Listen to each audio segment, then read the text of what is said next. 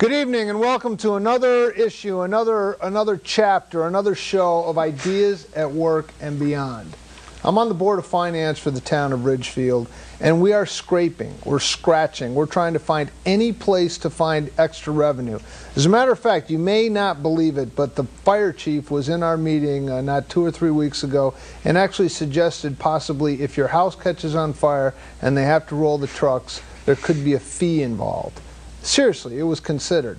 That's how tight the budget is. I pick up my Ridgefield Press, the only profitable local paper in the area, a wonderful paper, and I see that things are being cut. The grants that the town is putting forth are being cut. Things like Amos House, Meals on Wheels, the Women's Center, a number of different truly good programs are being cut. Everything is being cut. The town side has cut 9 employees. And yet, not 2 weeks ago, the teachers' union was asked, could you please consider going to a health savings plan? Please consider it. And the teachers' union basically told the town to go pound salt. We're not going to do anything. We're not making any changes whatsoever. You know, I'm reading about New Canaan, where they're talking about the education budget. And if you had a pie graph, we should have this. If you had a pie graph, 80 to 85% of that pie chart is salaries and benefits for the teachers. The rest is all the programs and everything else. And in New Canaan, they're talking about canceling freshman sports. They're talking about canceling the musical. They're talking about making all these cuts because that huge chunk of the budget, as represented by the teachers union, they're unwilling to even consider going to a different health plan to save the town upwards of $400,000 to possibly $500,000. It just frosts me. Now, luckily for me, so I don't get some sort of indigestion or something, I have this television show, and I can talk a little bit about this. But when I read that in the paper, that the town is looking everywhere it possibly can for cuts, and the teachers union, and apparently the town union on the town side as well, have essentially told the first selectman that they're not going to even entertain making any changes. Why? I don't know. But there are budget cuts. It's not business as usual. There's not some big pot of money somewhere that people aren't tapping into. These are tough times. I look at the cover of the Danbury Press. Hospitals feel the stress of recession. Hospitals are in trouble. Unions the town itself is in trouble. Heaven knows. You know, I have a painting business. And I go give estimates to some of the biggest, nicest houses that you can imagine. And you go up to the house and you ring the bell, and a lady comes to the door and she's in her, like, ski jacket. They've turned the heat down in their huge house to like 60 to try and save money. Now, I'm optimistic about this economy. The stock market has gone up now a couple days in a row. I believe in the American people. I believe a lot of these companies have been right-sized and downsized.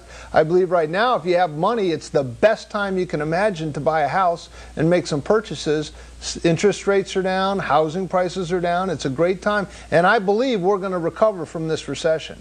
But frankly, I'm extremely disappointed in the teachers union and their unwillingness to even consider let alone a freeze in salary, a minor change in health insurance, or what have you. And I hope that as this budget season rolls on, they'll take the time to reconsider their decision to basically stonewall the town, stonewall the people in the town and the children that it will eventually end up hurting. So anyways, that's my thought. You might notice here we're on a little bit more civilized set. And that's because we have our dear friend Matt Grimes and Paul Trippi, a blast from the past, who are back to grace these airwaves of Ideas at Work and Beyond. And thank you very much for coming. Wonderful, Marty. Thank you very much. Good to have see you. It's been I'm sorry about 2 years that. or I just had to get that off my chest. Well, you know, it's my doctor tells me it's a good thing to do. Don't have in Ridgefield a fiscal conservative like me as chair of your Board of Education. You know, maybe then. Now, you were the chairman of a Board of Education. I was, and I fit my 2 years right on each side of the teachers' negotiations. So that You was did, so something you never had to do. negotiate. I promise you, I was running, I actually ran unsuccessfully for first selectman in 2003. During that campaign, as a member of the Board of Finance, I sat in on the teachers' union negotiation. The union negotiator for the teachers' union, with a straight face, came in and asked for 24% pay raise for a 3-year contract from the town. 8% a year. I had to quick do the math. 8, 16, 8, 24. 24%. Did you spit your coffee out? No, I couldn't believe what I was hearing, and everyone knew that at the time I was running for first selectman. And then you go into these things called, what is it called? You caucus, which is basically you go and huddle with the union folks, the Board of Finance folks, and by the way, Plot your next play. The Board of Ed and the superintendent, as far as I'm concerned, Austin Drucker and their group are doing a fine job trying to negotiate this stuff. They're looking for savings everywhere you can possibly imagine.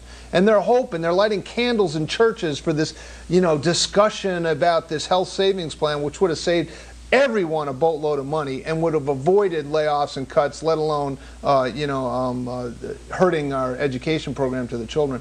But anyways, after we came back from the caucus, the union negotiator said, I want to make clear that these negotiations are private and done in executive session, and nothing can be said outside these walls. Well, I don't know, maybe the statute of limitations are up, but those of you watching at home, the teachers union wanted a 24% increase over a 3-year contract. Now, maybe that was just some sort of negotiating ploy, but they will get everything they possibly can. And in the end, I don't fault the teachers. Every teachers, all three of my kids have gone through the Ridgefield school system, and they're wonderful people. I don't fault the teachers. I fault the union representatives, most likely coming down here from Hartford. They don't want to have one domino fall where they give in to a 1-year wage freeze, or heaven forbid, they tweak their health insurance policy to save someone money. They don't want to give an inch because they know if they do, it's going to be replicated in other areas. Look at the United Auto Workers with Ford. They came up with a good plan that's going to be replicated. So I don't fault the teachers necessarily, although in your heart of hearts, I think you could pick up the phone and call the union organizers and say, you need to think of the kids in the school, think of the parents in the school. So I don't necessarily fault them, but that's what they were asking for, and it's the same tune, except you know what? We're in the middle of an economic meltdown. People are hurting, really hurting, and the union's got to wake up, read a paper, turn on the TV. It ain't business as usual, and let's all give in a little, and we're all going to get through this. Matt, you were just in Ohio. I was indeed. Tell us a little bit about Ohio.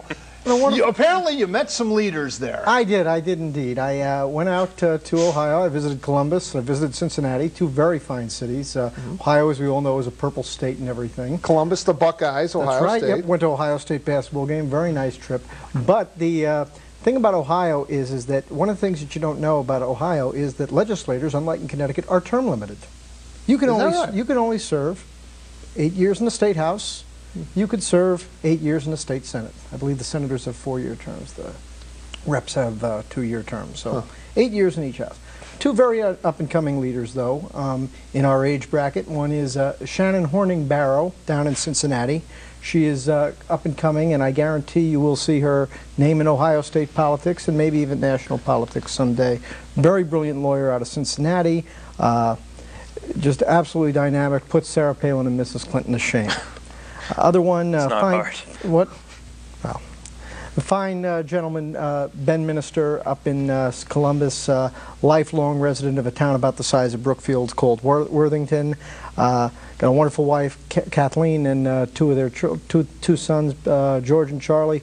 And Ben absolutely is absolutely gung-ho. He's energetic. He's passionate about service in government. He's passionate about serving his community, which you don't often see from 30-year-olds these days. So it was very encouraging to see. Guarantee, remember those names, Shannon Horning Barrow and Ben Minister. You're going to see them in public office someday. Okay, now what brought you to the great state of Ohio? Well, they were both thinking of doing something in leadership, knew that I had some knowledge of that. They both have known me for a long time. So I decided I'd never been to Ohio. I said, I'll go out and give them some pointers, and I will be back. Ohio's a beautiful, beautiful state. It really is. Have you ever been to Indiana? I have been to Indiana It's a lot several like times. Ohio. Have you ever been to Minnesota, Michigan, I've Illinois? been to 48 states minus Alaska and Hawaii. So Wow. yes. Driving cross country, you get to see some really beautiful places. It's a fine state, flat. This can be a beautiful drive up I-71 there. Yeah. No, the Midwest. I grew up in the Midwest, so I'm pretty familiar. And there's with plenty it. of Joe the Plumbers in this world, I found out. I Yeah, will absolutely. I will say to your point, I used to spend quite a bit of time in the Toledo area for work, and the first 2 or 3 times I went to Toledo, I looked at it and saw ugliness. Yes. Toledo itself, the downtown core, is really not an attractive place, and the surrounding areas of, cornfields and Mennonite country, it takes a while to get used to, but once you get used to it, you do find beauty in it. It's an acquired taste. It is, but there is beauty to be found. Yeah, Excellent. I like to say like the Northeast is sort of like pepperoni pizza. The Midwest is kind of like vanilla ice cream. Now, I like vanilla ice cream, but I like pepperoni pizza too. So it all depends. People from the Midwest move out to the Northeast, and they sort of either hate it or love it, And What about the people from Canada?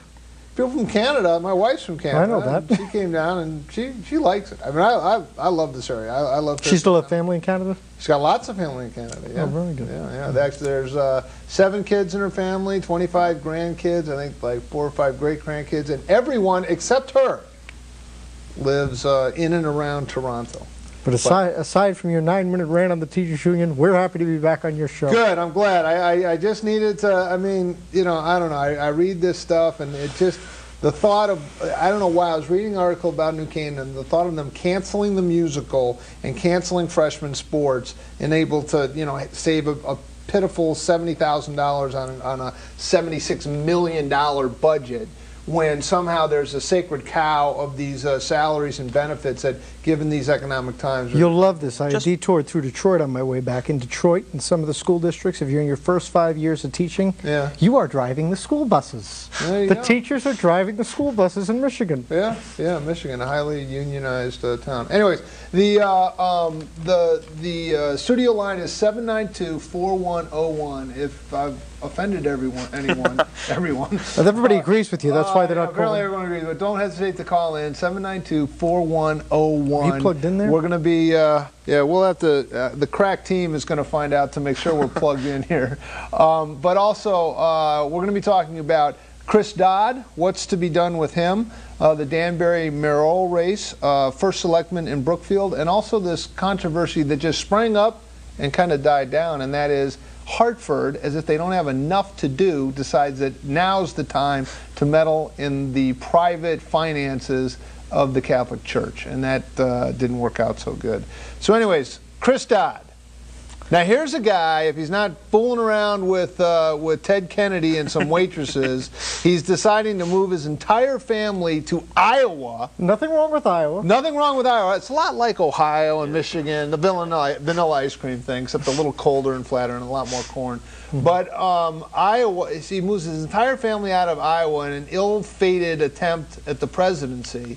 He spends enough time with Barney Franks to basically bring this whole financial fiasco down upon us with mortgage-backed securities that he relentlessly pushes, and it literally forces Fannie Mae and Freddie Mac to back these things, and it's all a wonderful thing. And now he's rejecting, the help and trying to point the fingers. But when you look at it, Barney Franks and Senator Dodd in the banking committee were at the genesis of a lot of what we're seeing. And he's running for a 5th term. And by the way, for good measure, did any of you see the picture of his cottage in Ireland? I've not seen the photo. Oh my gosh!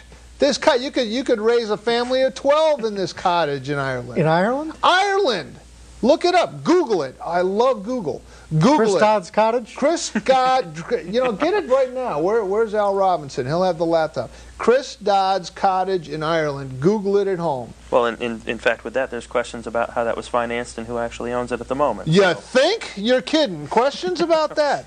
What about the 2 or 3 mortgages he had? What about his associations with Countywide? Is it Countywide or Countrywide. Countrywide Mortgage?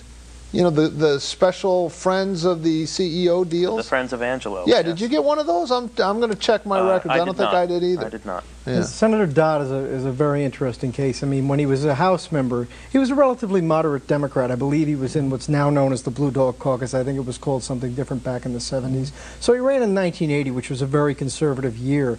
And if you were running as a Democrat in 1980, you needed to run in the center or to the right of center, because it was the year of Ronald Reagan's victory. And he did win. He did win. He won very convincingly that first race and has managed to survive by relatively comfortable margins every time. But I think that the voters of Connecticut are starting to get tired of him. Do I think that that's a definite means he's going to get voted out? Not today. I don't think we can say that. We've got a long time to go. We got over a year and a half to go to this election. However, I cannot be encouraged by the numbers that came out this past week, when the Democrat Party nationally seems to be doing okay. Senator Dodd is running a dead heat or behind in one poll is one of his prospective Republican opponents. Is there who came up with this Quinnipiac poll? College. Really? Quinnipiac University now, I'm sorry. Am I right? University is a college. University and in the newest poll. What were the polling numbers? He's 1 point, was it 44-43? About or that. 43-42 for Rob Simmons in his About favor by 1 point. And he has been under 50% with his approval rating for a year. There's a reality in the presidential race debacle notwithstanding. Chris Dodd has been, whether you're a fairly conservative person or a liberal Democrat, Chris Dodd has been a relatively good senator for the state of Connecticut in historical terms over the last 20-some-odd years. He saved the sub-base? He can take credit or the blame for a lot of things, but he's been, for better or worse, depending on your position, an institution in the state of Connecticut. He's a bright man when he needs to be. He's an engaging speaker. He's certainly someone who can raise all the money he needs, and this poll notwithstanding, he's in a very strong position to be reelected. Connecticut demographics being what they are in his history. I think there's only been one election in his, maybe two, where he's gotten under 60% of the vote. He's been an extraordinarily popular guy. His first election, and then '92 against Brooke Johnson, I believe.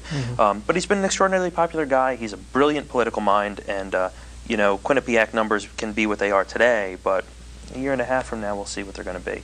Now, give me a little bit of you guys are sort of great political minds. Give me a little bit of the history of him, because I know his father was a senator as well. Was a senator from Connecticut, censured, ran on was it petitioning or a third line? I'm not sure.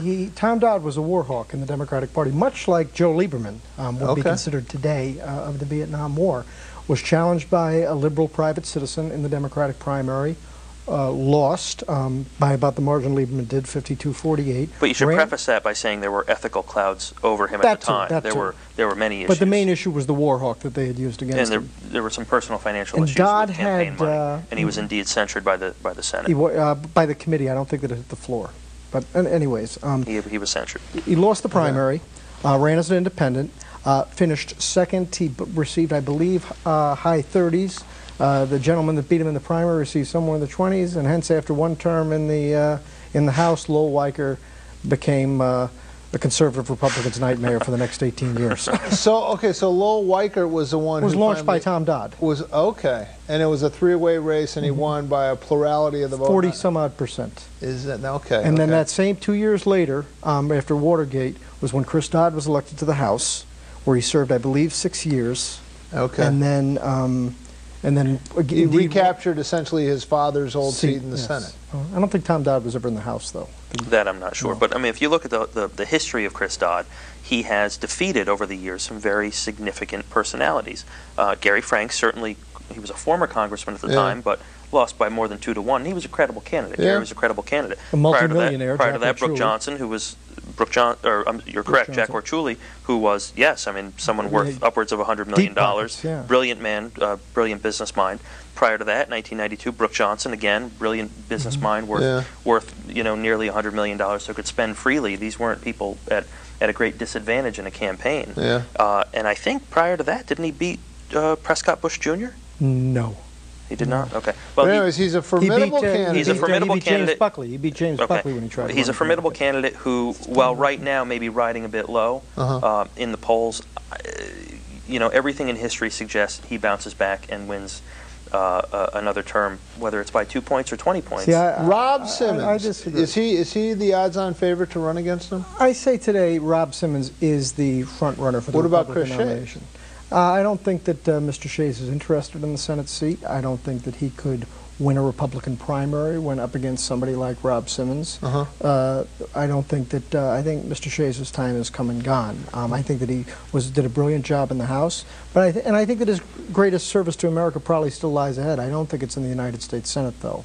I disagree with Paul a little bit. I think that Chris Dodd has to be, I mean, a year and a half out to have draw the numbers that he's running is not good. He's never drawn these kind of numbers. His worst numbers, I think Quinnipiac did an article on the follow-up, which was against Gary Franks in the year of the Clinton impeachment, and I think his worst thing was maybe leading Franks by 8 points in August. Other than that, he had bigger margins than that throughout the elections and throughout the times that he's run.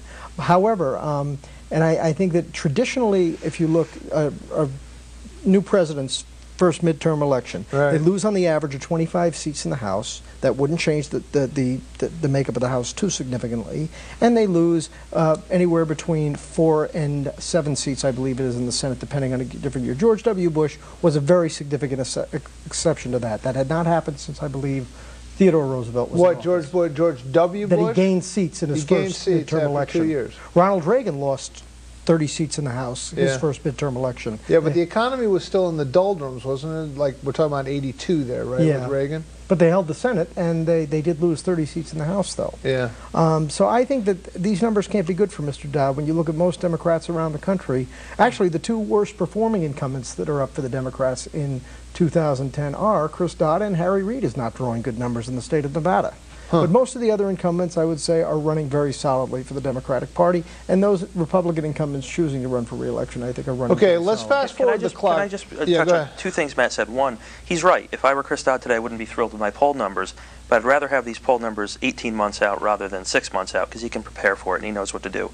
Second, Chris Shays announced this week that he is not running for Senate, which I think is a shame, because I will say Chris Shays, your congressman for many, many years, he's a great guy. One of the nicest people you'll ever meet in politics, one of the most decent and honest, and the only person last year whose loss truly made me sad personally. Just a phenomenally decent and good human being, and a wonderful public servant. And I think his greatest service to America probably still lies ahead, but I don't think it's in the Senate. Well, that's cryptic. What do you mean? What's his greatest service? What's he going to be? I don't know. I think he could be an ambassador that does something worldwide the way George Mitchell did in Northern Ireland. I think that's something Shays could do. And he is under consideration for director of the Peace Corps, so something like that, or something in philanthropy. But I just don't think, I don't see what Chris Shays has to add to the United States Senate right now.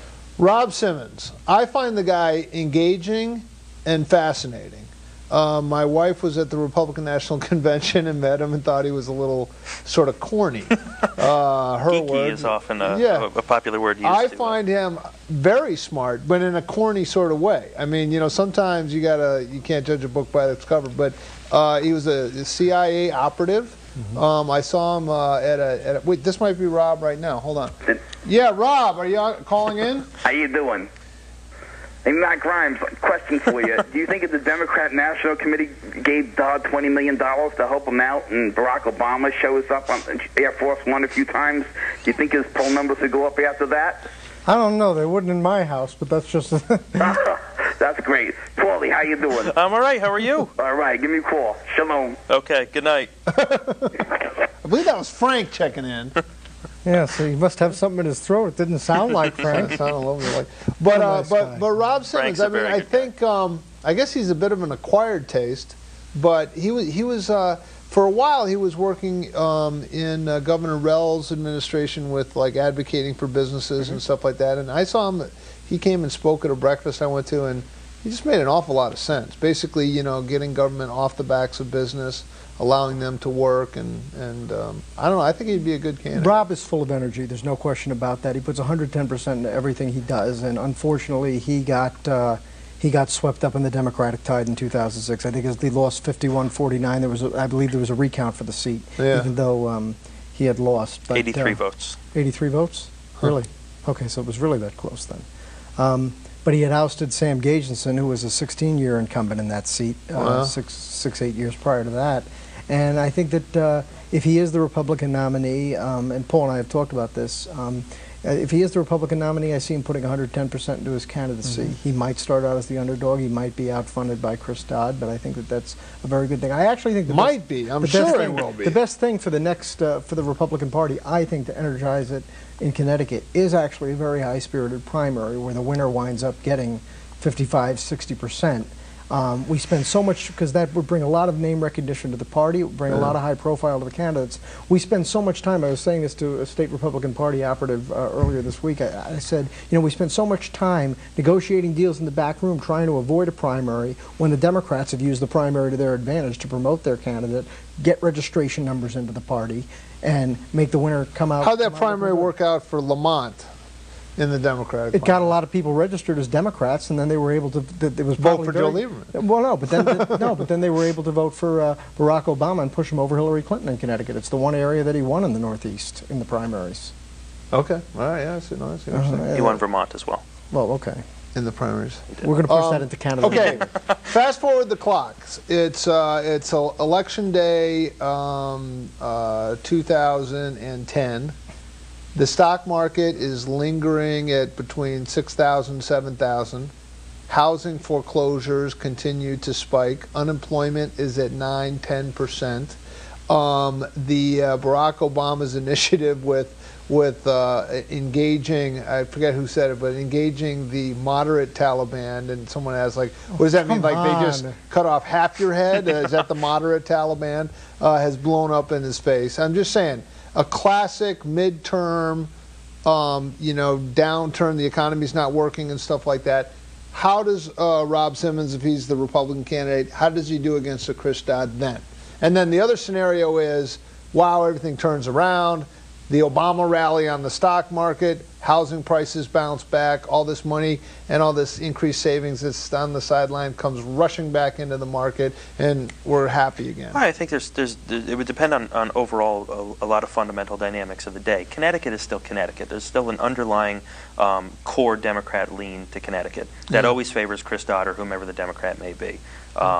You know, 2 years ago, the Joe Lieberman-Ned Lamont race, probably not the best one to look at, but looking back in history, Connecticut is fundamentally a Democrat state. Yeah. So in your scenario, a stagnant economy, we'll say, something very similar to today, yeah, Chris Dodd has a significant problem as chairman of the banking committee and as a public face of, in the Senate, or the Congress anyway, of Barack Obama's, President Obama's legislative agenda. Yeah. If things have not progressed at all, if there has been no substantial reduction in unemployment rates, if IRAs are still not beginning to, you know, show some kind of growth, housing prices are what they are today, if not a little lower, a little more, he's got a problem.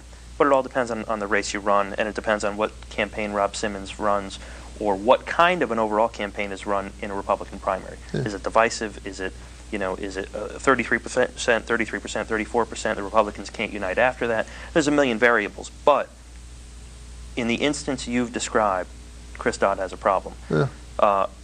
How does Rob Simmons run against him? Well, really, you just run against by tearing Chris Dodd down.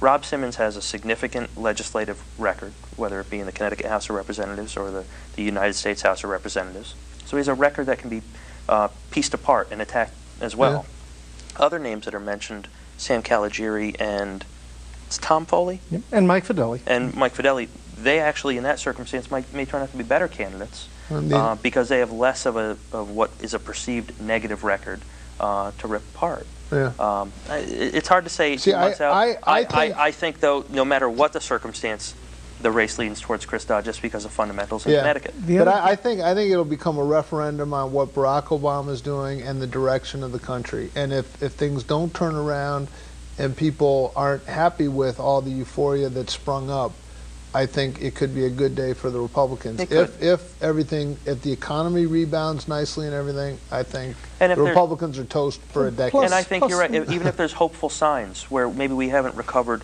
all that much, but it's trending in the right direction, even slowly, I think the wind is at the Democrats' back, and the Republicans, as you said, maybe it is a decade, if not more. Yeah, because I mean, when you look at when Ronald Reagan came into office, you had Jimmy. First of all, you had Richard Nixon and the whole Watergate thing. You can't trust anyone. Everything. Here comes Jimmy Carter. I won't lie to you. He comes in.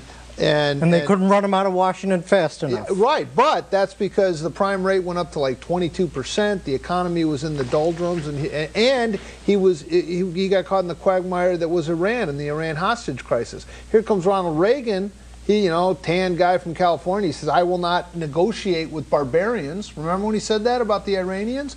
And he came in and said, government isn't the solution, government's the problem. And it was the economy that brought it. So sometimes I think, you know, we all try to parse who's the better candidate, who's this, who's that. If people are ticked, they're going to reflect it at the polls. If people are happy, give the other guy a chance. The other thing, we got to go. we got to go to the news in a minute. But the other thing Simmons has as an advantage too is that Connecticut Republicans have been very disadvantaged the last few years. Is because we've had a popular governor on the top of the ticket, first in John Rowland and then in Jody Rell, and they kind of ignore the Senate candidate because it could be a liability if they try to campaign against a Joe Lieberman or a Chris Dodd. If Simmons were to come out of the primary, or any candidate were to come out of the primary with a 60% win, or if it really looks like a race, you're going to have Jody Rell on the top of the ticket, unless something, an earthquake happens. I don't think that's going to be a plus or going to be a minus to her. But Jody running with a popular Senate candidate, I think that will have some significance. We'll see. Democracy, I tell you, you know, sometimes a monarchy, you know, wouldn't be near as fun. You know, is the Queen pregnant? Okay, great. Now we got transition. Who did here. Who? Yeah.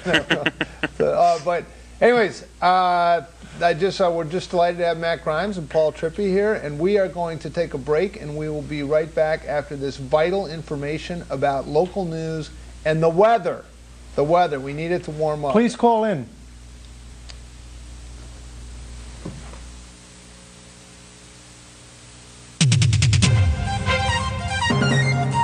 Now covering Danbury, Bethel, and Ridgefield local news with Austin Greenfield and weather with meteorologist Jared Root, right here on Comcast Channel 23.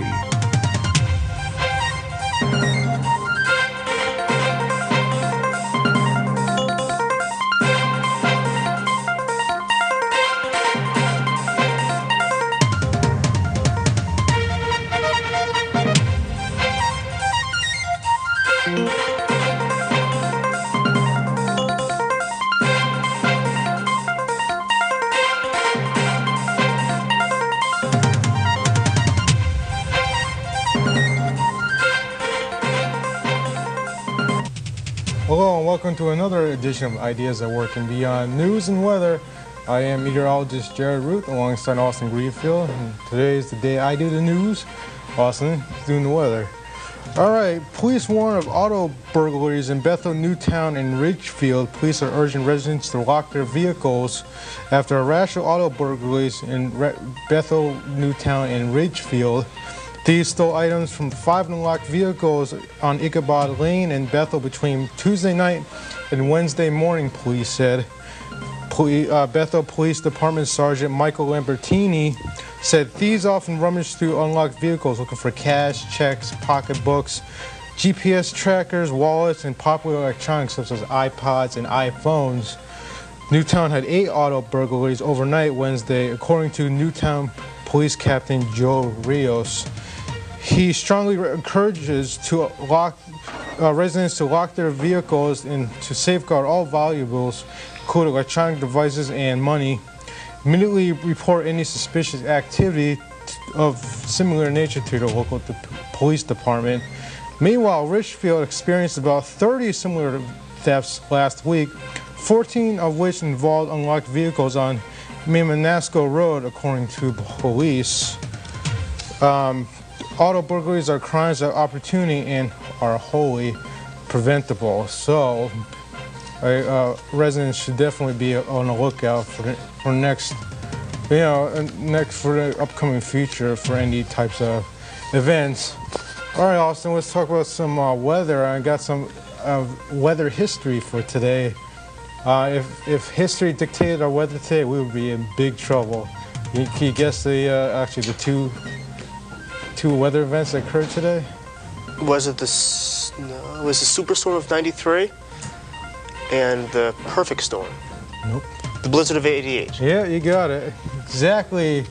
Back in 1988, both of these systems happened on this day. First one back in 1888, we had the great blizzard that affected all of the Northeast. Here's a picture of, this is actually New Britain, Connecticut. Look at the 6 foot high snow, snow actual snowfall. That's the actual snowfall. Wow. And actually, they had up to 50 feet snow drifts in some areas. It was a very incredible storm. And actually, there was a picture up in, I tried to get off the internet, in Main Street in Danbury. I couldn't get it, but it looks very similar like this. It had some man standing, you know, leaning up against the snow like that. It was very incredible. Yeah, snowfalls at 40 to 50 inches. Sustained winds at 45 miles per hour. Snow drifts again in excess of 50 feet. Railroads were shut down. People were confined to their houses for up to a week. Some notable snow amounts: 45 inches in New Haven. They have 50 inches in Middletown, Connecticut. So some of the amazing snow totals on that day. All right, the second main storm is the superstorm of 1993, what happened on this date back in 1993 again. This was a very intense low-pressure system. At the height of the storm, this storm stretched from Canada all the way down to Central America. You can see right there on the screen. Very intense storm, hurricane-force gusts of wind, and a record low pressure was recorded from the storm. It had very cold temperatures with this time. Temperatures averaged around 14 degrees during this storm. Our usual average for March is around 46 degrees, so very cold. Had a low pressure of like a category 2 or 3 hurricane. And from this storm, we got in the area between 1 and 2 feet of storm. People, you might remember this storm since it's more recent, back in 1993. Not a very incredible storm with terms of snow, like 40 or 50 inches, but nonetheless, very, very stormy indeed. Now, Austin, do we have any superstorms or blizzards in the forecast? Well, Jared, no superstorms, no blizzards in the forecast. We actually have some quaint and quiet weather over the next week, and I will let you know with the 5-day forecast. Taking a look at the weather almanac, we saw a high temperature of 38 degrees, a low temperature of 28 degrees, and no precipitation. The weather headlines shape up like this: a cold night. You might have worn shorts if you're crazy today with a high of only 38, but if you have those zip-off shorts, you probably will want to put on that pants portion because it's going to be that cold tonight. A sunny Friday, a beautiful Friday, and then a delightful extended forecast. We're going to see pretty good temperatures over the next week. Taking a look at the forecast for tonight: Bethel, Danbury, and Ridgefield, a low of 17, 17, and 18 under mostly cloudy skies, or turning mostly cloudy. It will be cold, winds north around 5 to 10 miles per hour. The day on Friday, mostly sunny and gorgeous. Maybe temperatures a bit below the normal mark for this time of year. Bethel, a high of 40, Danbury, a high of 40, and Ridgefield, a high of 41 under mostly sunny skies. Winds northeast at 5 miles per hour, turning southwest. Taking a look at the 5-day forecast: Friday, mostly sunny, high of 40. A gorgeous weekend, temperatures above average. High temperature of 52 on Saturday, 52 on Sunday. And there is a slight chance of a sprinkle or a flurry Saturday night into Sunday after midnight with a low of 28. As we go into the early portion of next week, a high temperature of 42 on Monday under mostly sunny skies. And St. Patty's Day on Tuesday, we'll see a high temperature of 42 under partly sunny skies. Well, that does it for the news and weather, and we'll return with our topic. Stay tuned.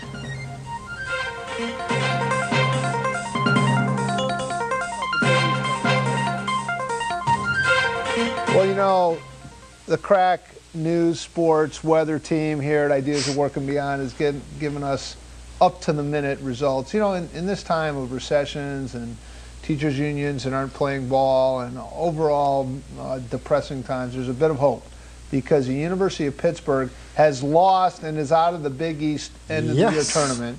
Now, for those of you who don't know, UConn has lost twice to those dreaded guys from University of Pittsburgh.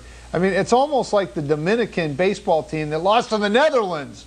Dave, what's up with that? Dave's become very quiet. David is a big fan of the Dominican baseball team. I didn't even know the Netherlands had a baseball team, but apparently they could beat the dreaded Dominican team. The score, it was 4-2, Syracuse over UConn. But you know what? In basketball, that doesn't really matter. Stay with us for the next 20 minutes. You'll get vital information about the Danbury Mayoral campaign, and then you can switch over and watch the UConn But a shout game. out to all my pals from UConn First Year Law Evening Division who are down at Madison Square Garden now and are going to watch this later. There you go. Gotta love UConn basketball. UConn Very law. fun to watch. And the UConn women, forget about it. You know, might as well crown them champs now. Okay, Danbury mayoral race. We had the mayor on the show last week right here. Seems to be very popular. Seems to be doing a very good job. But what is he going to be up against this next election? I'm sorry, there's some trouble in the control room. Well, There's Paul, coughing coming from the control room. Go ahead. Paul we sat in these chairs about 2 years ago when Ivan was sitting where you are. Yes. And Paul had talked about, I think it was Tier 1, Tier 2, and Tier 3 candidates. I think that this declared candidate I would put in Paul's category of a Tier 3 candidate, and I'll let him tell you. And who are we talking about? I'm not sure of the pronunciation, but Gary Concalves. Okay. Don't quote me on the pronunciation. Concalves, I think. Okay. However, whatever it may be. He's running against the mayor. By all accounts, he will. And you can't even pronounce his name. No, I mean, granted, I don't live in the city of Danbury, so. Okay. But I also don't think it's a household name in Danbury. It was just reported in the paper, and your own Al Robinson reported it on his blog recently as well. But this may be the candidate right now. Yes, you're on the air. Yes, hello, Paul. You look very good, Paul. How are you? I'm well. How are you? I'm asking my voice just for you, Paul. Thank you, sir. Anyways. I'm feeling a little strange here, so what not to? Anyways, let's talk about politics. I just heard a couple of weeks ago that one of our beloved state representatives, Mr. Jason Bartlett, is apparently pushing through a bill to close a loophole, a cross-endorsement loophole that would severely diminish the, frankly, the effectiveness of the minority party system in this state. And essentially what he's proposing is that if a minority party candidate runs on a majority party line, and if they get more votes on that majority party line, then they would be considered a majority party. Their political affiliation would change to that of whatever line they won on. Now, if that law were enacted, which I think is unconstitutional, then it would change the entire composition and political landscape in many towns, including Bethel. So I'm wondering what you guys think about this latest ploy from our omnipotent Democrat team out there in Hartford land who, let's say, 3 days ago decided to attack the Catholic Church, and apparently now they're going after the NRA with a handgun bill, and they're also declaring war on the minority party system. So, comments, please. How'd that attacking the Catholic Church work out? Oh, I guess you're... Oh, sorry. Go ahead. Okay. I mean, I can't really comment on specifics. I've not heard of this bill. I don't know anything about it.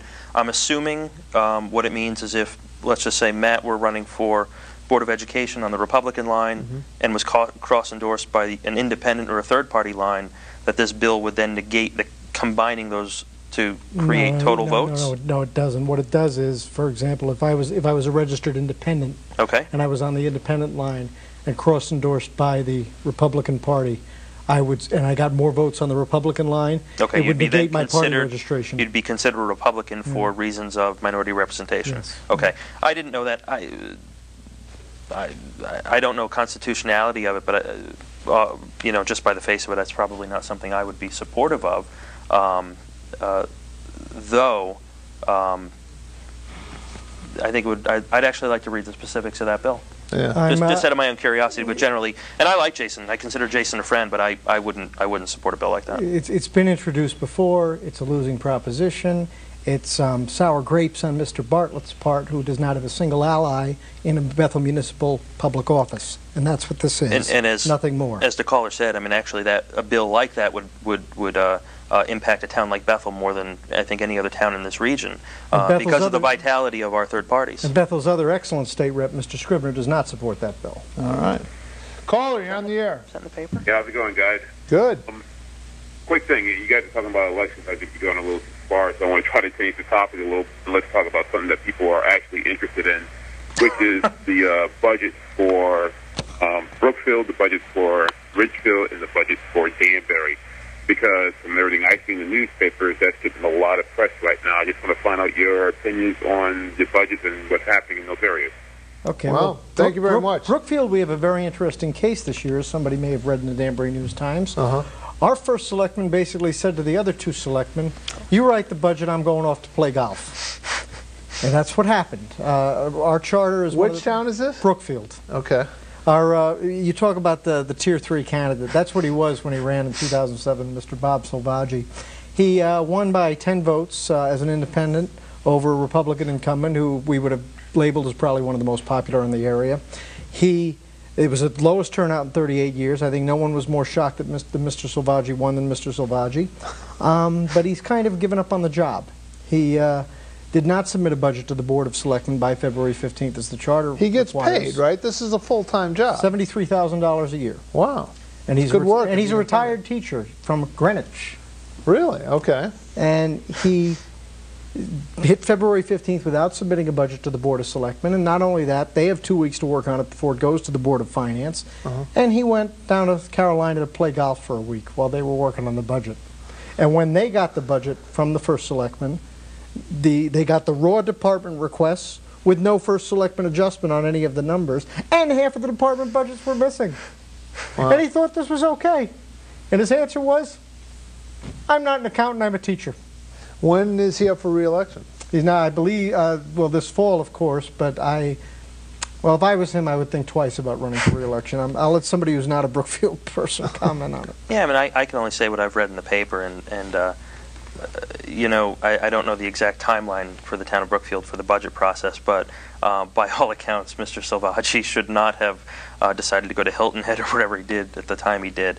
Kind of an embarrassment, to be frank, and you know, whether he runs for re-election or not, that's a personal decision, but I'd be very surprised if the people of Brookfield were to extend his tenure beyond one term after this budget process. Well, I can report from Ridgefield. Before you do, sorry. As a Board of Finance chairman, what would you do if Rudy, hypothetically, were to say to the other selectmen of the Board of Finance, you write the budget, I'm going off to golf? Well, I don't know. I mean, being a golfer myself, I'm not completely comfortable with this indictment of a guy going on a golf holiday. Now, if he's going on a golf holiday and it's sometime other than the height of the budget season where his responsibilities to the town, that's one thing. But no, I mean, it's a certain hands-off, laissez-faire approach to the job that I don't know if I would agree with. You know, overall, I think for every town in the region, the 3 towns that Comcast covers, Brookfield, everywhere else that you know, we're familiar with, you know, I think the overall objective this year for boards of finance members, first selectmen, mayors should be to minimize any impact of tax increases, especially this year over any other year in my lifetime, and do all they can to preserve jobs with small businesses and keep people in their homes. Yeah, I was actually talking to someone just this evening, and it's a pretty big property owner in Ridgefield, and he needed to hire a custodian, full-time custodian for like $600 a week. He put it on something list. Craigslist? Craigslist, thank you. And they got over 200 you know, responses to that job. Well, I know, you know, it's incredible. The anecdotal evidence of what's going on out there is pretty overwhelming. I mean, you know, I see, you know, I think both sides of it every day. I work for a large company in Connecticut, and, you know, we just got rid of 3% of our workforce, you know, just an immediate 3% cut. It's hundreds of people gone. But then again, I go out every night, and every restaurant I go to is full, and the mall is often crowded. And, I was in Westport over the weekend, and Main Street's packed with people and shopping, and people with bags. I mean, it's people that are actually spending money. So I guess there's maybe that dichotomy, whether it's just in Connecticut or this region, I don't know. But there are a significant amount of people in this region who are hurting, and as a Board of Finance member, I know, you know, you see it and you understand the need to minimize tax increases this year. And we've put a challenge out there to have the goal being a 0% tax increase for this year, and everyone's budget has been trying to make those adjustments to achieve that, and the Board of Selectmen and the First Selectmen have done a pretty good job. Coming in with a 0% budget increase year over year. The Board of Ed right now is at 2.4%. The other side of the problem is the revenue coming in with conveyance taxes, interest income, and just building permits and things like that, which are a revenue stream for the town, are down about 1.2 $1.2 million. So how's the grand list looking? Grand list remarkably has gone up like 1.2%. Of all things, we've got about a half dozen banks that are building. That's interesting. That's, everywhere. That's the only town that I've heard the grand list growing. I know. Well, Danbury is an exception, but I know. Well, two weeks ago when I was in Ridgefield, I did notice that there is a bank, I think, every 80 feet now. I know. You know, you can't throw a rock without hitting 3 banks in the town of Ridgefield. Back to local elections of this sort. One comment that I want to make globally that I wouldn't have made 2 years ago that I can make now is look for some surprises in these local elections. You may see some incumbents having a tougher race than they thought. Why? Because it's a bad economy. Yeah. And people are angry right now. Yeah. And angry people vote. Yeah. And there's a tendency to blame who's ever in office. So you could see some more upsets, I think, this year than you saw in 2007. I can't pick which town it might be in. I would almost want to bet my house on Brookfield having a new first selectman next fall, but I'm not sure about some of the others. But, I mean, you talk about this guy being a tier 3 candidate that's running against Boughton. I mean, Silvaggi was a tier 3 candidate 2 years ago. He was. And people were happy and people didn't vote. People were fat and lazy and stayed home. Hey, wait a minute. There was a state senator from Illinois who nobody knew, you know, just a few years ago, and now he's president of the United States. So that's kind of how our system works. I mean, there is no ruling class. You know, anyone with an idea, and in the end, it's not the Democrats that are in charge. It's not the Republicans that are in charge. It's the people that are in charge, and they have the final say. No, I think it's absolutely true. I mean, Barack Obama is our president. What further evidence do you want to have that the people have made a change and the people have decided, and he can rise to the highest office? In the Danbury race, I think the mayor has done an able job of managing the city. There are some that disagree with him. There are some people critical of the Boughton administration, but I think the Boughton administration starts at a very good spot going into this election. I mean, if you were to tell me, I think one of the things you would say, like if I'm thinking of high-tier candidates, Gene Iroquois, Jim Maloney, if that crowd were to run, that would be like your tier A candidate to run against the mayor. Sure. What you say about Mark Brentis? well, I mean, let me just say real quick, you said Mark was on a week ago. I didn't see it, but you know, you say Mark is in a strong position. I agree with that. I think politically he is, and he's likely to win again. But why? What has Mark done that's been so grandiose for the city of Danbury? What progress has been made over the last 2, 4, 6 years that makes him worthy of re-election? That's an answer he needs to propose to the people of Danbury, and they'll decide whether or not he's worth rehiring. Conversely, it's Mr. Goncalves, the Democrat candidate's responsibility to present to the people of Danbury a compelling reason to fire the incumbent and hire him. And that's the same is true for all the, well, we'll call them the top 4 offices. Does Danny Jowdy deserve re-election as city treasurer? I think he does. One, because I think he's just one of the nicest people in the world, but he's also a very able and good city treasurer. And he's not a rubber stamp. Absolutely. Does Lori Kabak, has she managed well the office of town clerk? Absolutely she has. Has Gina Talley done the same for the office of city clerk, which is a position that has been questioned. The need for it has been questioned. You know, is she someone worthy of rehire? My personal opinion would be no. She's a woman who's been photographed with, you know, what could be called skinheads or whatever in certain publications. And, you know, we have a local blogger who I think you're familiar with who has Hat City Blog, Al Robinson, run quite the expose on her qualifications and abilities for the job, and frankly questioning her work ethic. So the people of Danbury have a lot to consider this year when they go to the polls. All right, caller, you're on the air. Yes, hello, how you doing? Good. I hear you guys are talking about politics and stuff, and something that interests me.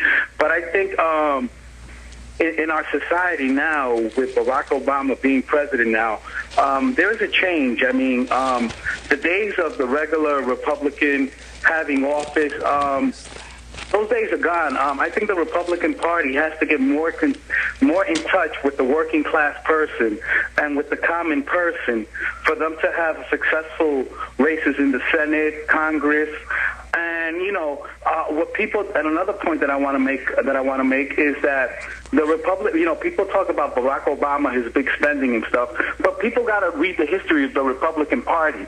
This country has been in debt since 1913, since World War II. And who was it, you know, since World War I, I'm sorry, since World War I. And the Republican Party is the one that really started the big spending in government. So I just think, you know, the Republican Party has to get back to the roots of the people, especially the young people. I mean, they have no contact with the young people, the Latino, the African American. I mean, it's like, MTV pop culture. I think the Republican Party has lost its base with young voters and with ethnic groups. And it's just a stat. You just can't win an election, especially a national election, just by voting white now. I hear you. I hear you. Thank you very much for the call. I hear you, and you're right on. Thank you for the call. If he wants the young people to see where the young people are dominating the Republican Party, go to Ohio. You know what, and this guy's right. At the current moment, he's right. The Republican Party right now is in the doldrums, and really for good reason, in my opinion. But these things ebb and flow, and they ebb and flow with time. They ebb and flow with the realities of economics and everything else, and they ebb and flow with personalities. 4 years ago, people were talking about a resurgent, just re-elected George Bush winning a very sizable percentage of Hispanic voters and saying, oh, it's a trend that can continue forever. Well, it didn't continue forever, but it could again. I mean, there are political trends. No one thought we'd ever have a Republican president again after Watergate. Absolutely. So this guy's right at this particular snapshot in time. It's not necessarily true 2 or 4 years from now. Yeah. Frankly, it likely is true, judging by the political realities of the time. But the Republican Party is not dead forever. It's a competitive party. All right. All right. We opened the show with thoughts on the teachers union. There are a couple letters to the editor. Death taxes and teachers' raises. At one time, the only thing certain in life was death taxes. And must we add teachers' raises? And they talk about it. And then first mentality of the teachers union. When the teachers unions were asked to feel our pain and make concessions on benefits, the answer to Ridgefield taxpayers was a contemptuous no. In a single word, all the greed, elitism, bullying, veiled threats, and me-first mentality of the unions were exposed. I commend you to read these letters to the editor. I'm told we're ending the show. I'm just getting started on this. I want to thank Matt Grimes and Paul Trippi for joining us once again. It seems like old time, and giving us all your political expertise on local things, and I hope you come back as well. Thanks, Marty. Thanks for watching Ideas of Work and Beyond. Go UConn, and for gosh sake, the Dominican team needs to beat the Netherlands next time they play. Thanks for watching. We'll see you next week.